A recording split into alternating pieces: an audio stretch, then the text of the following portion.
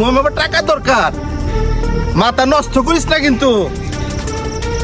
কবে টাকা দিবি? কালকার পরের দিনই তো আমার টাকা দরকার, টাকা না হইলে তোরা খাইয়া ফেলামু কিন্তু। আমি পোলাপান পাঠাইতেছি, বান্ডিল দে, মহারাজা গরু কিনমু, হাটের সবচেয়ে বড় গরু কিনবো নাদিম সাহেব, ফাজলামি করিস না কিন্তু। হ্যাঁ পাঠাইতেছি, বান্ডিলটা দিয়া দে, এলাকাটা সম্মান আছে না। হ্যাঁ রাখলাম।